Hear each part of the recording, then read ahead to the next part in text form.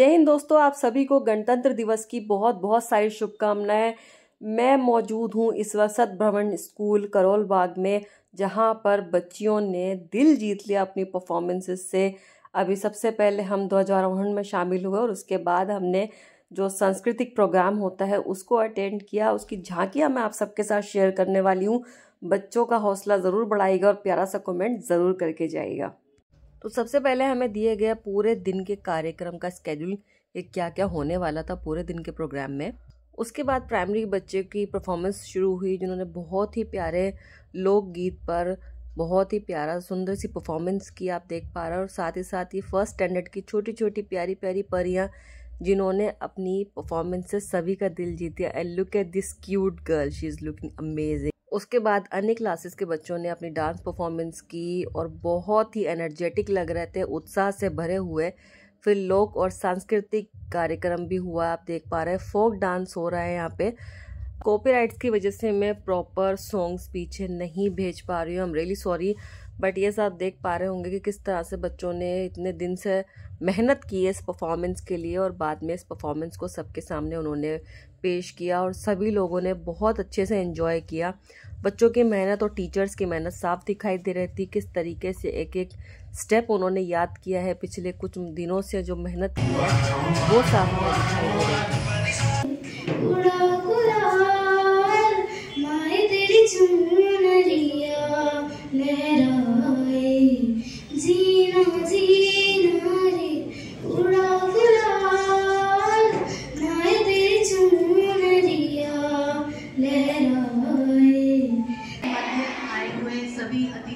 बहुत बहुत स्वागत है। शुरू करने से पहले मैं जिक्र करना चाहूंगी कि आज हमारे बीच में चेयरमैन सर उपस्थित नहीं हो पाए हैं, लेकिन उनका आशीर्वाद हमारे साथ आज पहुंच गया है। उनका मैसेज सभी बच्चों को पहुंच चुका है और सभी को बहुत बधाई दी है 75वें गणतंत्र दिवस की। आमंत्रित करती हूँ पवन आहूजा सर जी को, वो उनका फूलमाला से स्वागत करें। आदरणीय पवन आहूजा सर। हम लोग कुछ और की बात कर रहे हैं, इनकी बात कर रहे हैं। अच्छा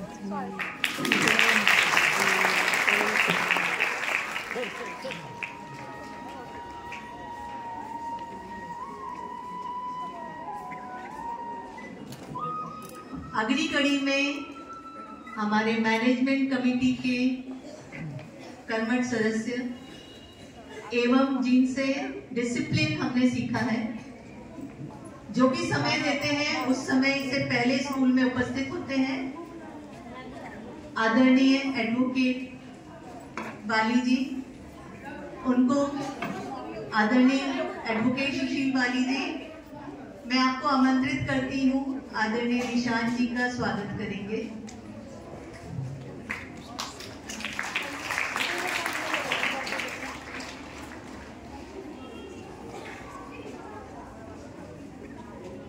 और मैं अपेक्षा करती हूँ कि आप नियमित रूप से हमारे विद्यालयों का सहयोग करते रहेंगे, जिस तरह पिताजी हमेशा हमारा मार्गदर्शन करते रहे हैं। आपका बहुत बहुत धन्यवाद। संजीव गर्ग जी नियमित हमारे विद्यालय में सहयोग के साथ साथ अपना समय भी देते हैं, लेकिन आज हमारे बीच में उनके प्रतिनिधित्व के रूप में उपस्थित हैं उनके बेटे गौरव गर्ग। मैं पवन आहूजा सर जी से अनुरोध करूंगी कि वो उनका स्वागत करेंगे।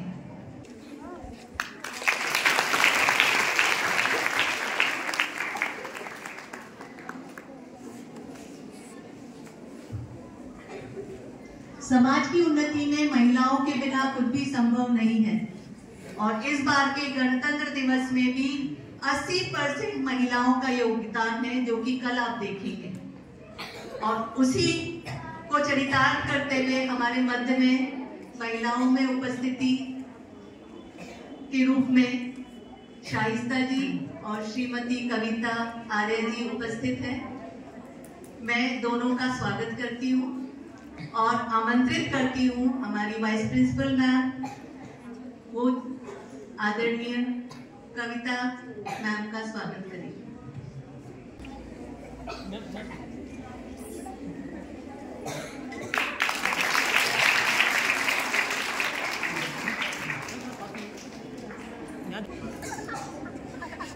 शाहिस्ता जी जो कि फेमस यूट्यूबर हैं और आज भी देख रही हूँ प्रारंभ से ही सारे कार्यक्रम का वो अपने मोबाइल में कैप्चर कर रही है और मेरे ख्याल से सब तक पहुंचेगा भी।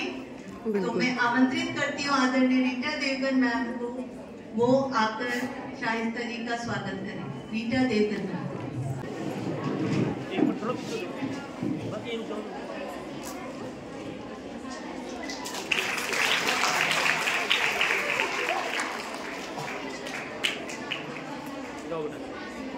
सभा ने जब आपका संविधान बनाया तो संविधान बनकर तो तैयार हो गया 26 नवंबर 1949, लेकिन हम लोगों ने अपने संविधान को लागू किया उसके 2 महीने बाद, यानी कि 26 जनवरी 1950।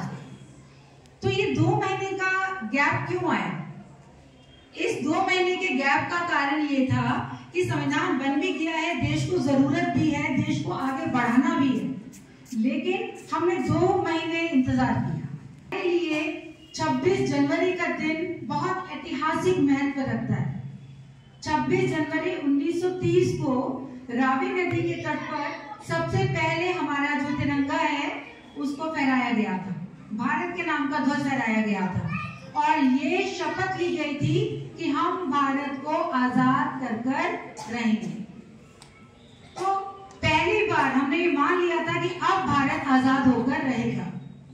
ये जो प्रयास हम लोगों ने शुरू किया था 1930 में, उसको सफल बनाया गया 15 अगस्त 1947 को और उसके बाद में संविधान बनकर जब हमारा तैयार हुआ तो हमने 26 जनवरी 1950 के दिन को ही चुना। प्रिंसिपल सबको बहुत बहुत नमस्कार और भारत के गणतंत्र दिवस रिपब्लिक डे की सबको बहुत बहुत शुभकामनाएं।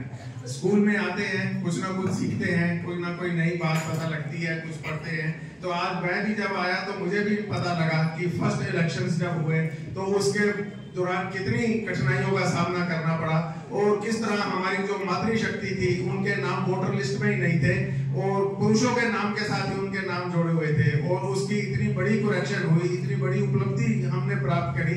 ये भी आज मैं आपके स्कूल में आया और मेरे को ये नया ज्ञान हुआ, तो इसके लिए आप सबका बहुत बहुत धन्यवाद। मेरे को इतनी अच्छी चीज, अच्छी नॉलेज मिली और नॉलेज कभी भी मिले, नॉलेज हमें तो लेनी चाहिए हमेशा। नॉलेज लेने के लिए, नई नॉलेज को ग्रहण करने के लिए, सीखने के लिए, समझने के लिए हम सबको हमेशा तत्पर रहना चाहिए, सबको सीखने के लिए, और इसकी कोई एज लिमिट वगैरह नहीं होती। Class 3rd first position 1 lakh operate, ये जोन ले लें। Nikki class 4 first position standing broad jump. एक ना पापा के दोस्त थे वो 15 नंबर के प्रोग्राम को था क्लिनिक, तो भी ये वीट ग्रास ऑयल बनाया था मैंने से ना, सोने की बर्फ वगैरह। Shivani class 4 3rd position standing broad jump.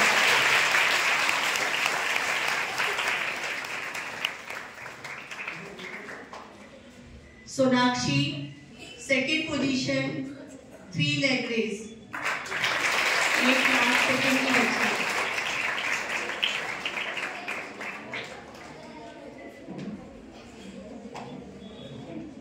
इसके अलावा हिंदी डिक्लेमेशन कंपटीशन में भी हमारे स्कूल ने स्थान प्राप्त किया था। स्टेट लेवल जाने वाला बच्चा यहाँ उपस्थित है तो आगे आएगा। State level slogan competition Anushka स्नेह मैम लेने गई हैं।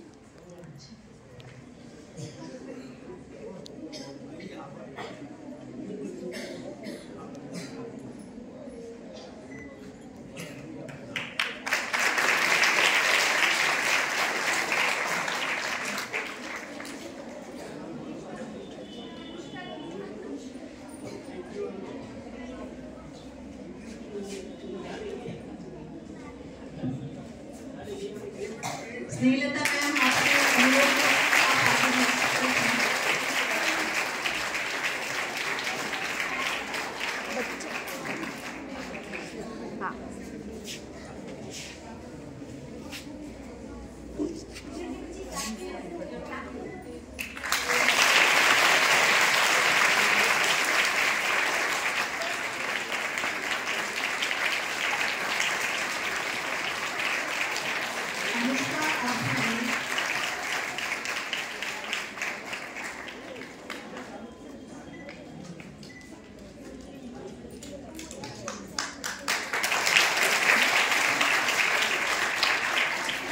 Directorate of education science centres के द्वारा आयोजित स्लोगन राइटिंग कंपटीशन में अनुष्का क्लास 12 की, जिनकी मेंटोर थी स्नेहलता मैम, मैं आमंत्रित करती हूँ उनको वो आगे आए। ये बच्चा स्टेट लेवल रिप्रेजेंट कर रहा है। और हमारे मध्य में ये जो हॉल की सजावट, सारी सजावट जो दिखाई दे रही है, ये हमेशा हमारी स्नेहलता मैम करती हैं। और ये हमारा उनके साथ आखिरी रिपब्लिक डे है। इस मंथ वो रिटायर हो रही हैं, तो मैं उनकी जो मेहनत है उसको मैं तालियों की गड़गड़ाहट से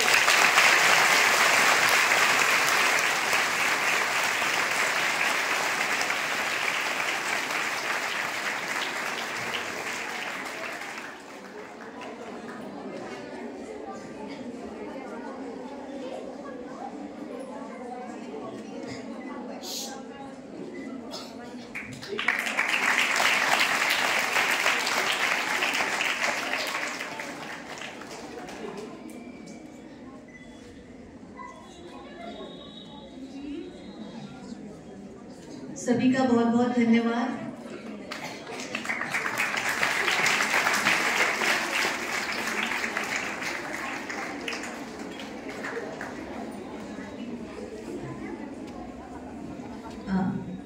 शाइस्ता जी, आप रुक जाइए। आपके बगैर भी हमारा ये कार्यक्रम अधूरा है, तो बच्चों को कुछ शब्द आपकी ओर से।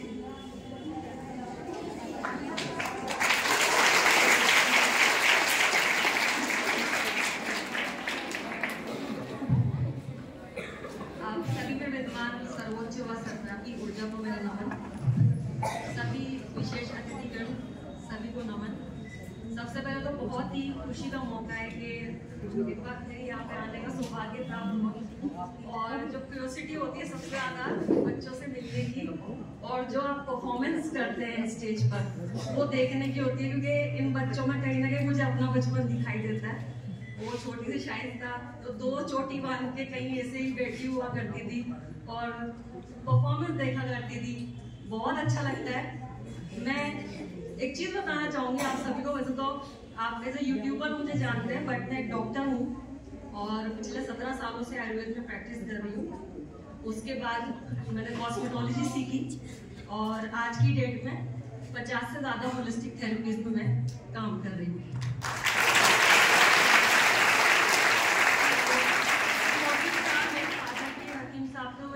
करते थे कि आपको जो जीवन मिला है, पैदा होना और मर जाना, ये तो जानवर भी करते हैं, राइट। एज अ ह्यूमन अगर आप इस दुनिया में आए हैं तो ऐसा कुछ करके जाइए कि आपके जाने के बाद भी लोग आपको याद कर सके। तो मेरी कोशिश ये रहती है कि हेल्थ रिलेटेड जो भी मुझे आता है मैं अपने चैनल्स पे पोस्ट करती रहती हूँ। और जो मैं यहाँ पे वीडियो बनाती हूँ वह एज अ ब्लॉग में पोस्ट करती हूँ, ताकि लोग जान सकें कि ऐसा भी एक स्कूल है जहाँ पे इतने टैलेंटेड बच्चे पढ़ रहे हैं।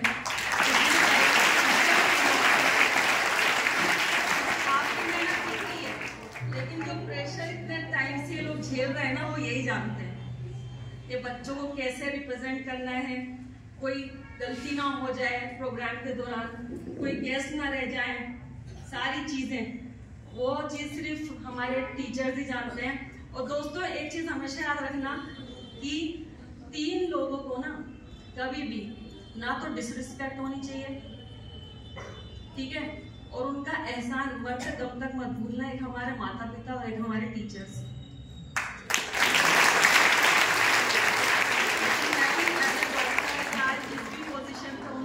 सबसे पहले मैं एहसान मानती हूँ अपने माता पिता का। उसका तो है ही, उसको तो गिनती में लेना बेकार है, ठीक है, वो तो है ही हर जगह पे। लेकिन माता पिता जिन्होंने जन्म दिया और टीचर जिन्होंने इस काबिल बनाया कि आज आप सबके सामने खड़े होकर यहाँ बोल पा रहे हैं, तो बहुत बहुत शुक्रिया आप सभी का। और मैं मेरी जो प्राइमरी जितनी भी स्टडीज हुई हैं वो गवर्नमेंट स्कूल में ही हुई है। मैं आपकी तरह गवर्नमेंट स्कूल में ही पढ़ी हूँ। जितनी मेरी प्राइमरी स्टडीज थी, तो मैं डॉक्टर बन सकती हूँ तो आप भी बन सकते हैं।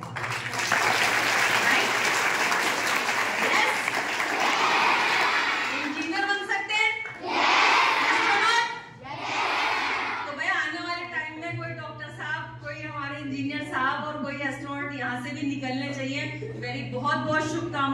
सभी बच्चों को। और जो परफॉर्मेंस आज बच्चों ने दिया, Ayesha, Harshita, group folk dance जितना भी किया है भाई, दिल जीत लिया आप सब ने। तो मैं चैनल पर जब भी पोस्ट करूंगी उसका लिंक आप सबके साथ शेयर करूंगी, टीचर्स के साथ शेयर करूंगी, जाना और अच्छे अच्छे कमेंट्स करना। Thank you so much.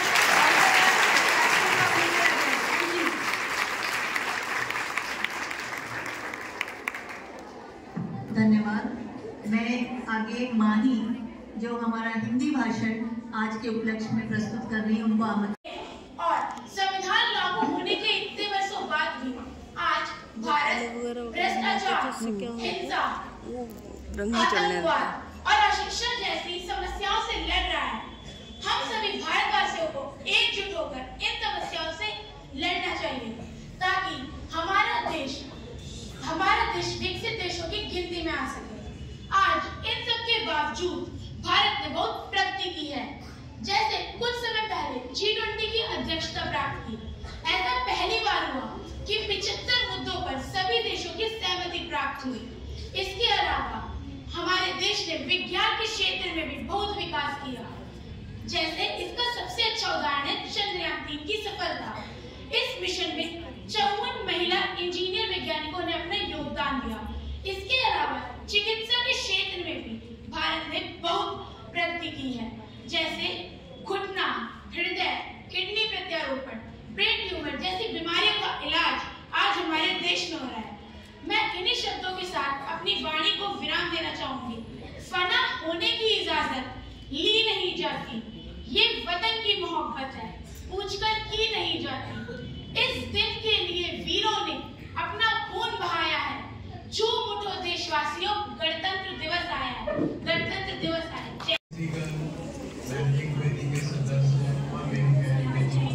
हमारी स्कूल के सभी टीचर्स, आप सबको गणतंत्र दिवस की बहुत बहुत शुभकामनाएं। गणतंत्र दिवस के बताने में मेरे ख्याल से हमारे पास सबसे अच्छे कुलवंत जी हैं, जो उनसे अच्छा कोई समझा नहीं सकता। उनका जो भी स्पीच होती है मैं बड़े ध्यान से सुनता हूँ, क्योंकि मैं हर बार कोई ना कोई नई चीज सीखता हूँ उनसे। तो ऐसा लगता है कि स्कूल में मैं दोबारा भर्ती हूँ।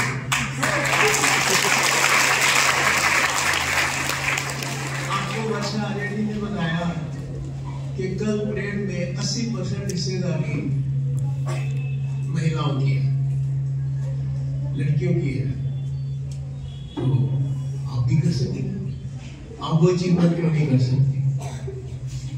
कुलवंत जी ने बताया कि हमारे आदित्य एल1 हमारी दूसरी कंट्री है जो कि सोलर ऑर्बिट में गई है। आपको पता है इसका हेड कौन था? निगर शाह जी, जो एक महिला है। उन्होंने इस प्रोग्राम को हेड किया था और कितनी बुलंदी में हमारे देश का नाम उठाया।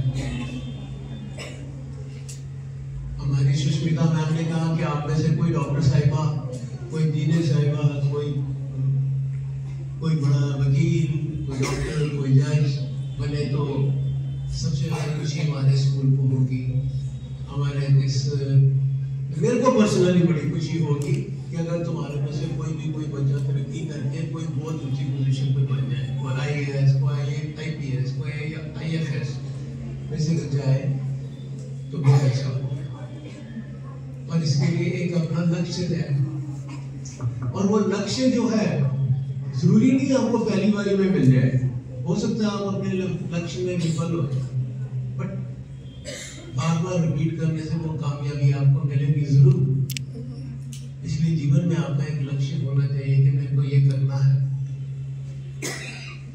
वो जरूर करिए, आगे बढ़िए और विद्यालय का, देश का, सबका नाम रोशन करिए।